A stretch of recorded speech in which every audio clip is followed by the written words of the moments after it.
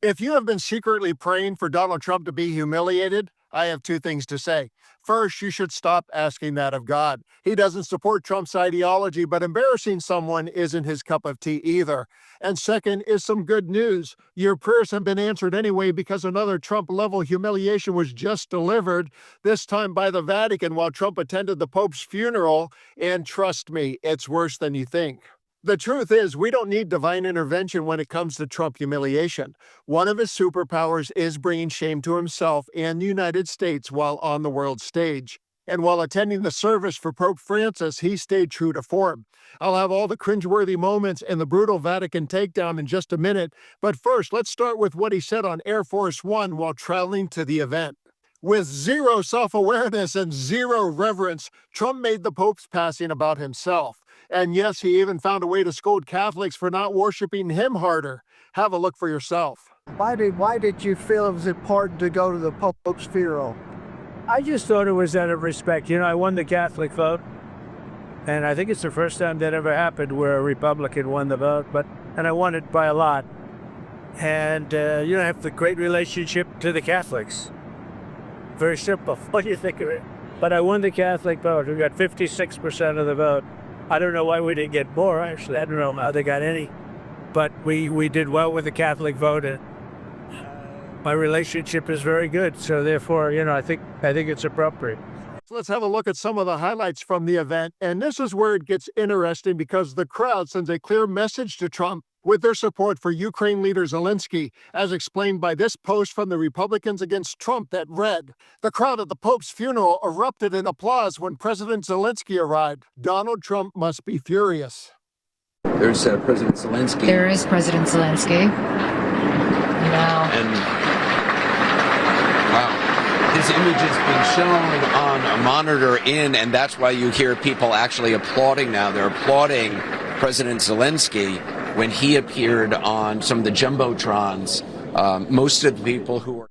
Now let's switch gears to reveal the shame and disgrace that Trump brought upon himself. Newsweek reported, Trump's blue suit raises eyebrows. According to the dress code required by Vatican officials for Pope Francis's funeral, men were required to wear a dark suit along with a long black tie.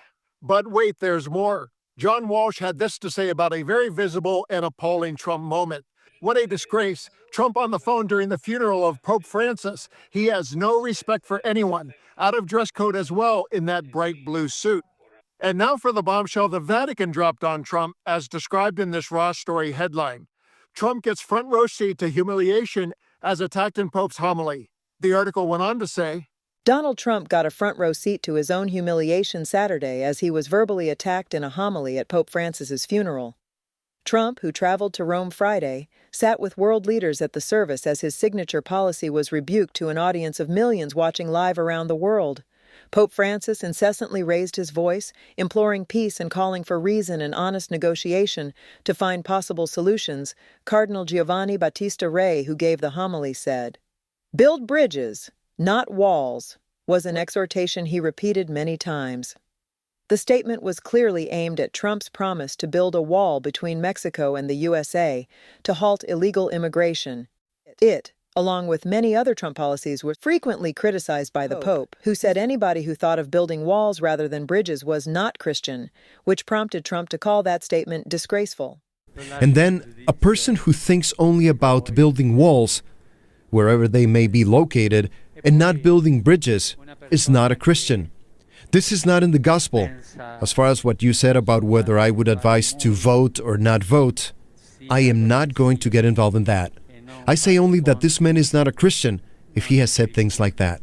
And I'm a very good Christian because the Pope said something to the effect that maybe Donald Trump isn't Christian, okay?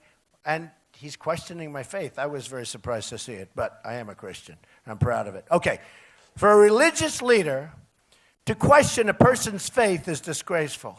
I'm proud to be a Christian. Donald Trump didn't just embarrass himself at Pope Francis's funeral. He turned the entire event into a masterclass in arrogance, disrespect, and humiliation, and for all the world to see. From making the Pope's death about himself to blatantly disrespecting Vatican protocol with his tacky attire and phone use, Trump proved once again he's incapable of basic decency, even at a sacred event being watched by millions. But karma and the church didn't waste any time in putting him in his place. Right there in front of other world leaders and a worldwide audience, Trump was humiliated during the homily as the Vatican slammed his toxic build walls mentality without even saying his name. And the crowd's support of Zelensky was just the icing on the cake that landed on Donald Trump's smug face.